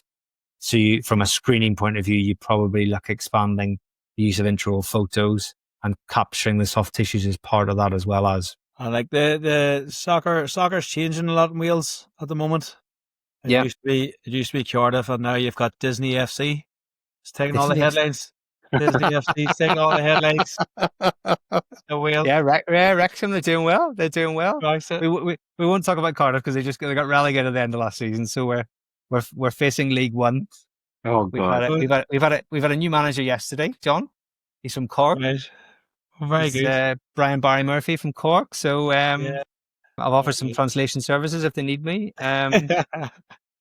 So there's probably a bit of a reset there. New manager coming in, new season, players are back next week, pre-season. But yeah, Wrexham are taking all the headlines, aren't they? They're storming the leagues at the moment. And good on them, I think the owners are doing the right thing there. They've set up right, and they seem to be investing in the community, and they seem to be doing the right thing there. And fair play. They've gone to the championship, and they probably, they've got probably a good chance long term of going and reaching the Premier League, I think. Yeah, long term. It'll be very interesting this year now because of just the step up in the leagues, and when you get the championship, just the amount of money it takes for a club to compete at that level. Yeah, that's one thing I noticed. When Cardiff stepped up to the Premier League, they were promoted twice.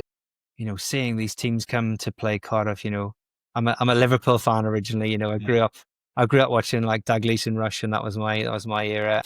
And then seeing Cardiff play these teams, just the interchange of play and the speed, and all of a sudden couple of passes, goal, goal from nowhere. Yeah. And Cardiff competed okay. I think they had a good chance of staying up when they had Neil Warnock at the time. They got done in a couple of games where they could have won them. But just the level and speed of play and the interchange between the players was something else watching up.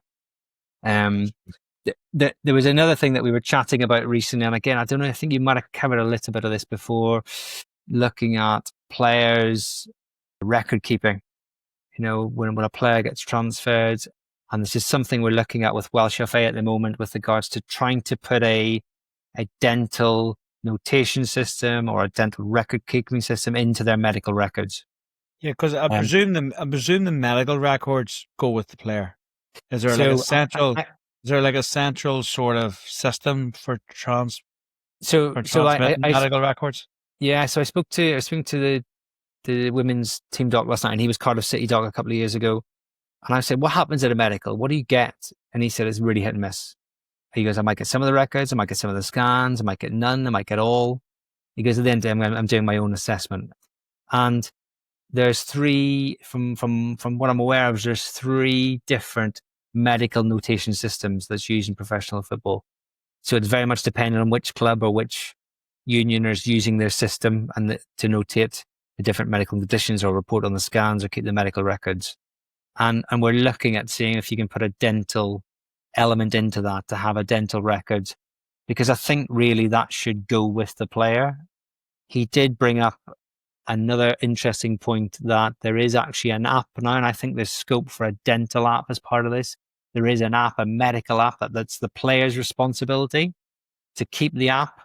All of that player's medical records, scans, reports are on the app, and the player purely has access to that. If the player then transfers to a different club, the player can choose to share some of the scan results, some of their assessments, some of their examinations with the medical staff of that club and give access to. So you've got you're going around the GDPR issue there with regards to data protection. And I think looking at that app, that is brilliant because, everything is one place. It's in an app. Yeah. And I think going forward dentally, that would be good if you could have some form of dental app that the player takes.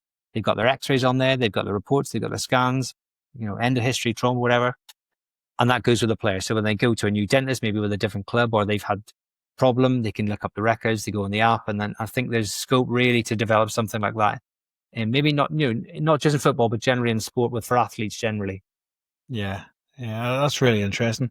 Or is it even maybe, is this a soccer specific app? No, it's just a medical app. I think it's called Share Everywhere. Okay. Share it, and I think it's something that's fairly new, but it's fairly user friendly. And the doc was showing me it last night, and I think why everybody should be using it because it just makes sense. Yeah. You would think from a player point of view, it makes sense for him to make sure that whatever club he's in, the medical team and the performance team know his history, so it gives him the best chance of preventing future injuries, prolonging his career. But then maybe they don't see it like that. They see it as trying to protect it.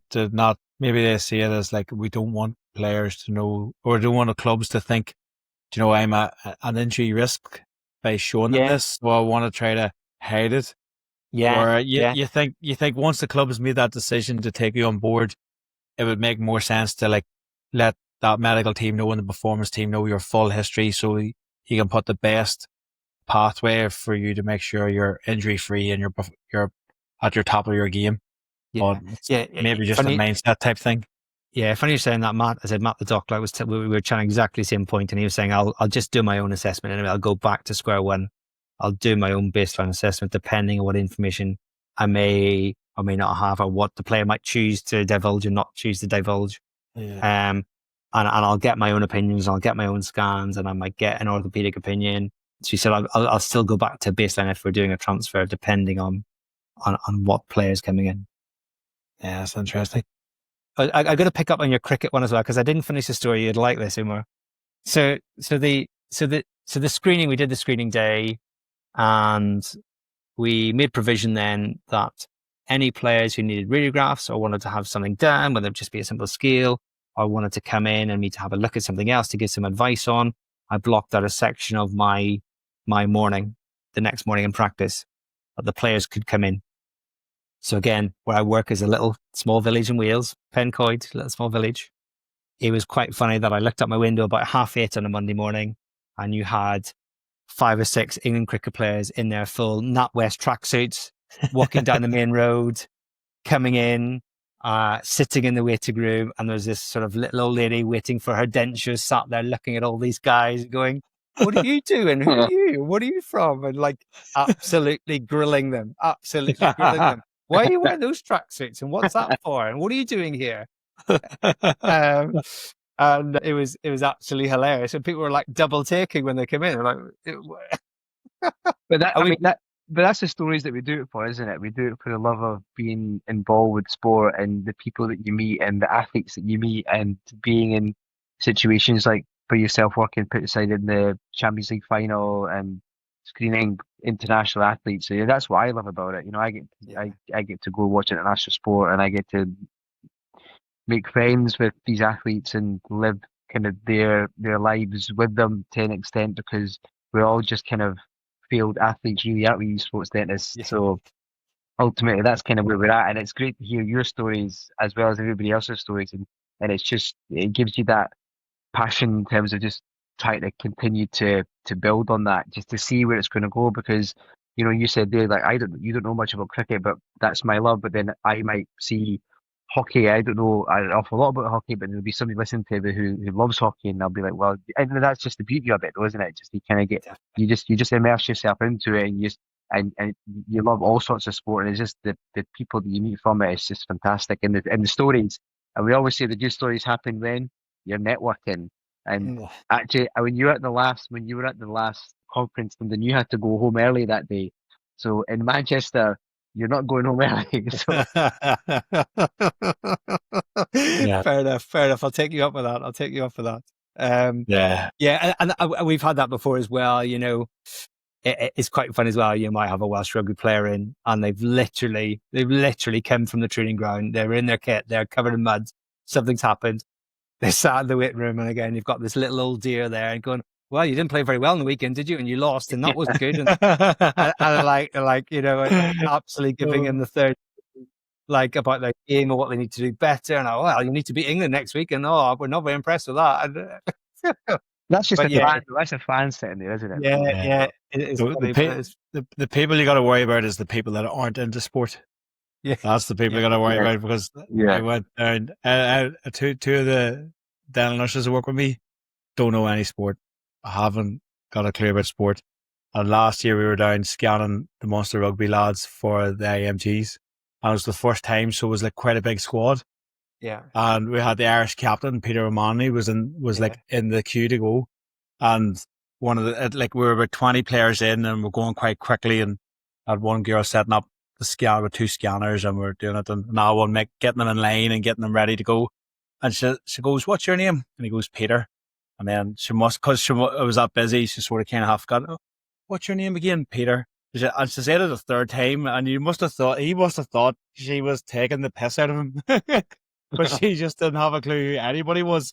I was just shaking the head, going, trying to say, "Don't worry about her." That's right. we had something similar in our practice as well. Again, I won't name names. We had someone come in, a coach of Wales came into the practice and saw one of the dentists and whatever, and the nurse was there trying to make chit chats, like, "Oh yeah, hi. Oh, you've got a funny accent. Yeah, what are you doing here? Are you on holidays or?" No, I work here. Oh right. And what do you work at? I'm oh right, yeah. And then at the end, it's like, "Oh, that was like such and such. I can't believe it." Because I didn't know who he was. It doesn't mean anything to me. I didn't recognize him. I was like, "What? How did you not recognize him?" But it's funny, isn't it? Yeah, it's just another patient, is it, to them? Yeah, it's just that. Exactly that. Exactly that. Well, Lyndon, I think it's been absolutely fantastic conversation. We chatted quite a lot. Easily our longest conversation with a guest, and I think it makes it a bit easier that we know you quite well, so it makes the conversation flow. And I think a lot of people listening will just be astounded by your CV there. I have it printed out here. I'm going to frame it just so I can look at it and be like, "This is what Lyndon's done." No, don't say that. I need to get to that level. But no, it's been an absolute honour to have you on, buddy, and thanks very much for all the information that you've given us there. It's been eye-opening. Yeah, no, guys, absolute pleasure to come and chat to you and chat over stuff. And, you know, with the UK sports dentistry, we could have continued to strive and improve things. And, you know, anybody who's trying to get involved in sport, like probably all of us, we've had a lucky break or just taken a chance and emailed someone. And don't be afraid to do that if you've got a bit of a passion for it and get involved with things, because you got to start somewhere, haven't you? Even if it's your local team and build from there, really. So hopefully, you know, that's what we want to do as well. Don't we want to kind of inspire maybe younger qualifying dentists to get involved as well and support people? But yeah, I think you just got to take a chance, like all of us have kind of push to get involved in things, and hopefully we can support people as through the association. Yeah, and what I've also worked out from this conversation is that both yourself and myself have been to the ASD in Las Vegas, but Umar hasn't. So the next time it rolls around, Umar or Las Vegas, you're going to have to go, or you're going to feel left out. You're just going to have to decide, you know, red or black, Umar, just on the roulette. I'm only going to go if you guys go. Hey, I'm nailed on. I'm in. What do you say, John? Viva Las Vegas. Viva Las Vegas, yeah. I'd worry I'd not come back as a problem. No. I better start getting my brownie points now then, boys. So on that note, absolute pleasure. And I'll go and practice my my roulette. Yeah. Great. Cheers. Thanks very much. Right, guys. Thanks very much. Yeah. All the best. Cheers. Catch you soon. Cheers, guys. Bye. We are delighted to have Ionate as a sponsor for the Sports Dentistry Podcast. Are you looking for a water bottle that's built to keep up with your active lifestyle? Look no further than Ionate, the totally leak-proof water bottles with triple lock technology to prevent spills no matter where you're headed. With a simple one-touch opening mechanism, you can sip on the go without hassle. Plus, Ionate's sleek, modern designs are not only functional but can be personalized just for you. Made from high-quality steel, these bottles are easy to clean, and best of all, they're sustainable. From 320ml to 1200ml, Ionate has the perfect size for you, whether you're just out for a jog or going on a long hike. And it doesn't stop at water bottles. Ionate also has travel mugs and flasks to keep your drinks just right wherever you are. Ionate is the official water bottle supplier to the British and Irish Lions on their tour to Australia this summer, and are the official water bottle supplier to the NFL, so you know you're getting the best. I have been using their bottles for a long time now and cannot recommend them highly enough. So head over to www.ionate.co.uk to get your hands on the best bottles in the business, bar none. Now back to the pod. So that was a really interesting conversation with Lyndon, and I'm really glad we had somebody on the podcast who's got even dodgier Wi-Fi than I have. Yes. For the people listening, you're going to have to explain that to them because they will have no idea, but this was a cracker. So not only is the Wi-Fi a bit dodgy, but he had a blackout in the middle of the podcast. So you couldn't plan that. Yeah, we were chatting, all of a sudden it froze, and we're like, was he gone? And then he jumped off the call, and then he messaged about 5 minutes later saying, yep, we've just had a power cut. I was like, this is great. This is technology. First you, and not having any Wi-Fi. You've had to travel to Washington to get good Wi-Fi now. Yeah, it's good Wi-Fi, yeah. It's not bad. I did the wee speed test earlier, and it's not as good as my new Wi-Fi at home. Starlink, you can say what you like about Elon Musk, but some of his products are very strong. But it is, Washington's a lot better than the Wi-Fi was when we started the podcast. I just got new Wi-Fi put in last week as well, so we went with Vodafone this time. And the main router is literally right next to me, so I should have no excuse for any breaking up. And my mic's been a little bit off the last couple of episodes, so hopefully I managed to get that sorted now. Anyway, we digress. Back to Lyndon. It was great to hear Lyndon's story about how he managed to get into sports dentistry, and how, again, a little bit of luck his way. There was an event that was happening in Wales. He managed to just get involved with that, and then it kind of grew arms and legs. And now he's, the main dentist to Welsh Rugby and to the Football Association. And it was interesting to hear that actually he feels he gets more support, or he certainly has more of a look in when it comes to the football side of things rather than the soccer side of things, rather than the rugby side of things. Yeah, especially when it comes to screening. And I wonder, as I mentioned, is that because of the research that's been done? There's been a lot more screening research that I have seen. being done in soccer, and maybe then that has led to more of an acceptance by the sports medical team because they're seeing this research being presented on athletes that in their sport, and therefore they're a little bit more open to it. And I wonder, is that something we need to look at? That we've got to make sure that we're involved in all these sports, or we're doing screening in all these sports to try to help then that acceptance from the sport medical team and them sports for allowing the sport dentist to come in and be actively involved in that screening process. Yeah, it is interesting, I suppose, maybe as well that from the rugby perspective, it is a high impact sport, and maybe their focus is more around injuries and possibility of trauma and stuff, and they see the sports dentist more as part of that support for the athlete compared to the soccer, where they're looking at it from a more oral health aspect of it, and it's really trying to bringing both them together and seeing the sports medical team, seeing the dentist being able to provide support for both them aspects, both the oral health and the oral trauma side of things. Yeah, you've said it before, is what we should be kind of keeping a track of who we're seeing and when we're seeing and why we're seeing them. So then we can build a portfolio of cases where we can actually then present to say, actually, this is what we've done at this time because of this. And then be able to present that to the sports medical team to show them actually we're actually more involved in what they think we are, rather than it being more of a reactionary thing. Because we've had some recently, both you and I have had cases recently where we've had to put everything down and go and see this athletes and do what we need to do, but then it's kind of off the record. Whereas actually we should be keeping a record of that and being like, actually, this is what we've had to do. This was the time frames. This is what could have happened if we had actually done proper screening and we could have avoided all this last minute hustle and bustle. I think there's a massive thing to be said with regards to that. And you've said it quite a few times before and some other podcasts, but I think it's something we need to look at and maybe put more of a plan in place in terms of then collating that information possibly into a central system or a central cloud where people can upload athletes they're seeing. Not doesn't necessarily be who you're seeing, but it's just you saw an athlete at this time, this was what happened. Because the power comes from having a pool, isn't it? Or having as much information as possible to then be able to present to the necessary people to stand up and take notice. Definitely. I think the conversations that we've had on the podcast highlight that. So I've had that conversation with Emilio where he's saying that FIFA are saying, well, we haven't seen the evidence for needing a dentist there to be supporting. But then we're having a conversation with Lyndon, and he's saying the day before the Champions League final, he was providing sports dentistry support to one of the players that were playing. Mm-hmm. But that's, unless we're actually talking to Lyndon, we're not going to know that.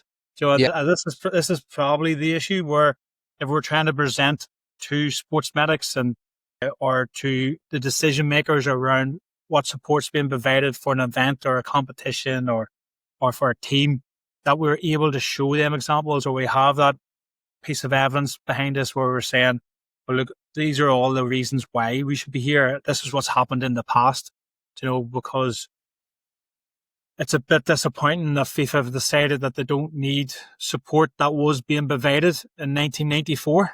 Mm-hmm. It now in 2026 that we don't need that support that was being provided in 1984. So we can look at it saying that's disappointing from FIFA, but is that something that we have let ourselves down in because that we haven't pushed the issue enough, or we haven't recorded the issue enough, or are we all sort of working sort of independently and we need to come more together like a group to push sports dentistry forward? Sort of a conversation that we need to have, and these sort of conferences like the one this week, I'll hopefully be able to catch up with Emilio this week and have a conversation with him. And the conference that we're going to have in Manchester, I think that's one of the reasons why it's so important that gives us an opportunity to come together to discuss and have these conversations and say, right now we know, for example, Lyndon did this. So if I'm going to go and I'm going to say to an event that's maybe happening in Dublin, you should have a sports dentist in here because when that event happened in Cardiff, this is what happened. And if you don't have that support, then it's going to look a little bit unprofessional, and them athletes aren't going to have a proper support that they need.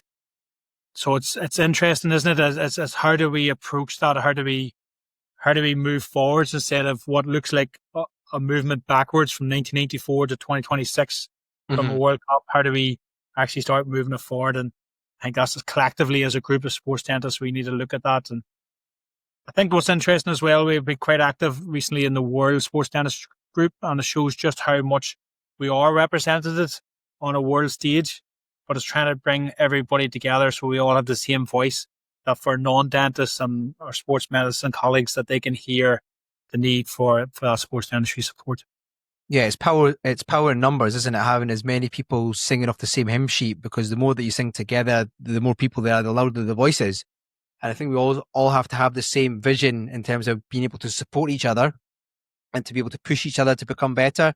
And I think you were talking about FIFA and about the World Cup next year, but it's short-sightedness, I think, from FIFA going forward. But also there's an element of, Emilio was talking about it all those years ago, how he was involved, but he's not now. And I think it's got to be a combination of kind of both continue to push it and to drive it from the sports dentistry side of things, but then also for FIFA to then sit up and stand up and take notice, for them not to be short-sighted. So you have to keep, if you sing loud enough, somebody will hear you. And I think that's got to be the important part. Even the FIFA Club World Cup that's happening right now, it'd be interesting to find out when you see these guys this week, is there any provision for sports dentistry while this competition is going on? Because obviously it's going on in different cities in America. So it's interesting to find out what FIFA are doing at the moment, whether there's been any communication with Emilio or with Byron or anybody else, Steve, or anybody else who's involved with the ASD. So that would be quite interesting to know, because then that gives you a precursor in terms of what they're thinking about just now. Because if there's been no contact from now FIFA Club World Cup just now with what's going on, then there's certainly not going to be anything with the World Cup next year, because they're probably using this as a precursor with regards to how is it going to work for next year. And if the provisos aren't there for sports dentistry now, which maybe that doesn't seem, but you'll be able to find out more information, then that will give us an insight into what they're thinking about next year, which is obviously non-existent. Yeah, I'm sure they're using this FIFA Club World Cup as almost like a test event, the way the Olympics, when you're doing the Olympics, they'll have numerous test events to test the venue and test things like that. So I'm sure they're using this FIFA Club World Cup as a test event for next year's World Cup, just from purely putting it on for crowd control, for everything to do with it. So it'll be interesting to see from a medical point of view what sports dentistry support, if any, is being included in the FIFA World Cup. So we'll hopefully have them conversations with Emilio, and if he doesn't have the answers, then it's going to be interesting where we can actually find the answers from. All we can do is ask the question. That's all you can do. If you don't ask the question, you're not going to find out an answer. And the answer isn't what we want, isn't what we're looking for. But then that should drive us further to be like, actually, we need to do something about it. Now, we've got loads of exciting things coming up, this year, and there's plans for next year, not just in the UK, not just in South America and North America, but we're looking in Europe, looking in Eastern Europe, we're looking at Africa, South Africa, we're looking at Australia. Like, we're taking this game by storm. I don't mean we as in you and I. What I mean is sports dentistry. We're taking it by storm, and we're kind of building it to this level where we will hopefully have other medical colleagues, medical organizations such as sports medicine or physiotherapy or dietitian or whatever it is to step in. Actually, these, in inverted commas, sports dentists should be on the same platform as what they are. Yeah, it'll be interesting. I'm wearing a Brisbane Broncos t-shirt. Do you see it? Yeah, I love Brisbane. Brisbane's my city. Where is that? Where you were based when you were out playing cricket? I was in Bundaberg, which is just north of Brisbane, about 3 or 4 hours. Yeah. So Bundaberg had the rum. Bundaberg That's rum. right. Bundy rum, mate. Bundy rum. Yeah. I love. Yeah. So when I was there, when I went to play cricket, I was 17, 18. And then when I went back to work, I was 24. But I went to Sydney, and I remember walking about Sydney in my state of origin Queensland top.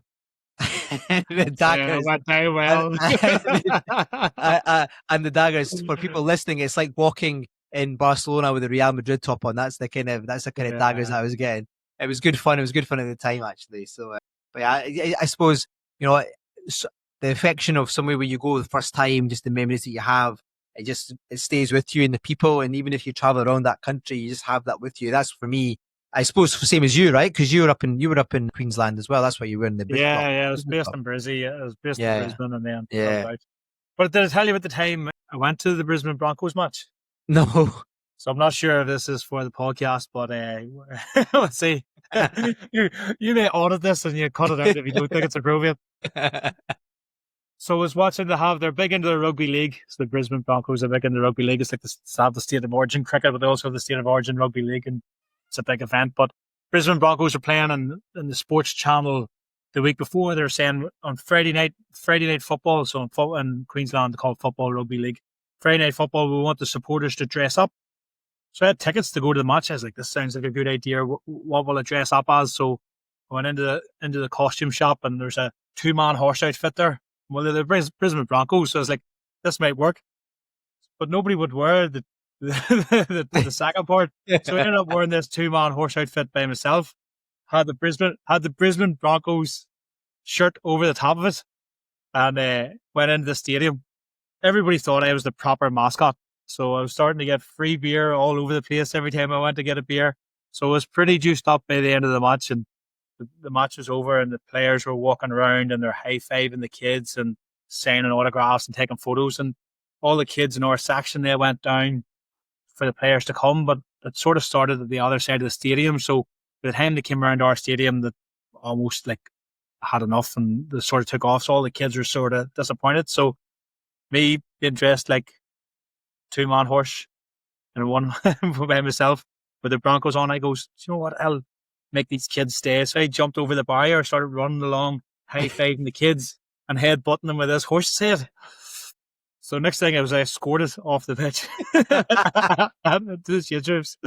So I was like, look, the match was over. It was a bit of crack, and the kids were all disappointed. So I thought it'd be a bit of fun. I would just run along, high-five them and head-butt them with a horse's head. But they were trying to stamp out sort of like pitch invasion. Oh, right, okay. So then I had to go to court on the Tuesday. So this was the Friday, so I had to go to court on the Tuesday. So I had the court on the Tuesday, and it was everybody in from the weekend, and it was people being up for assault and people for doing this. And next thing came to me and goes, the defendant was dressed like a horse. After the match, he got over the barrier, ran along, started high-fiving the kids and head-butting them with his horse's head. And the charge was pitch invasion, right? And the judge goes, how do you plead? And I goes, not guilty. And the policeman was like, what do you mean? These are your words I'm reading out here.